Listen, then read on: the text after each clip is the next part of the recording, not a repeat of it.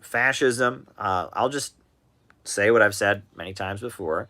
There are three definitions of fascism that you get in left-wing circles, and all three of them are wrong. The first definition you get of fascism is your standard definition, which is fascism is the right wing. If they become more right wing and they become more authoritarian, we're moving toward fascism. There's creeping fascism, that we're gradually moving toward fascism. If the Republicans become more and more right wing and they become more and more, authoritarian, they're fascists. Well, there's a grain of truth in that, but it's ultimately not the essence of fascism. Then there's the Trotskyite definition of fascism. Trotskyites say that fascism is a mass movement of the middle class. It's middle class radicalism that is opposed to big corporations and opposed to the working class and the labor movement. Well, again, grain of truth in that, but that's not the essence of fascism. Third definition of fascism is that fascism is a capitalist attempt to imitate socialism, right? It's an attempt to, to build a kind of more stable and authoritarian capitalism. They sound like socialists, but they ain't.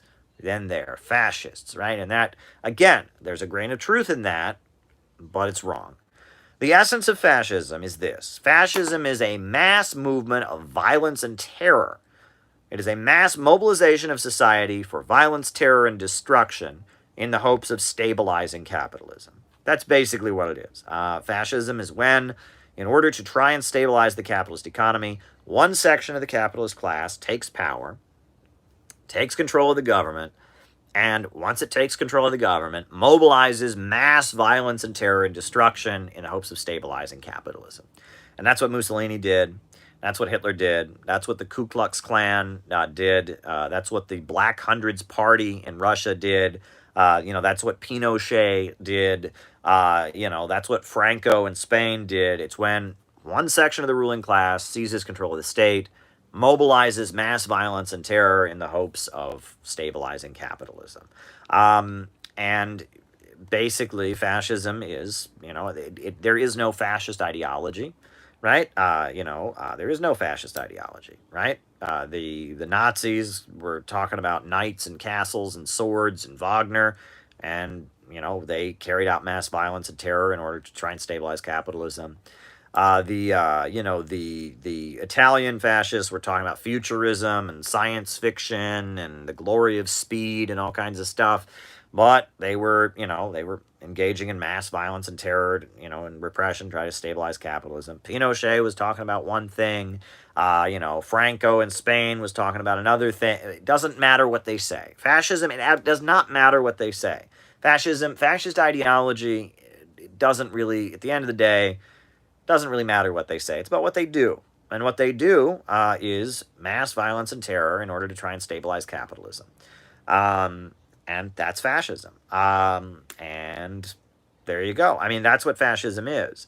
And when you start trying to look for a fascist ideology or a fascist aesthetic or a fascist teaching or a fascist hand sign or a fascist code word, you miss everything, right? There are all kinds of people that are racist that are not fascist. And there are fascist movements that are not racist, right? I mean, the Italian fascists, for example, while Nazi fascism was all about anti-Semitism and carried out the Holocaust and all of that, the Italian fascists had many Jewish leaders in the government who were sympathetic with them.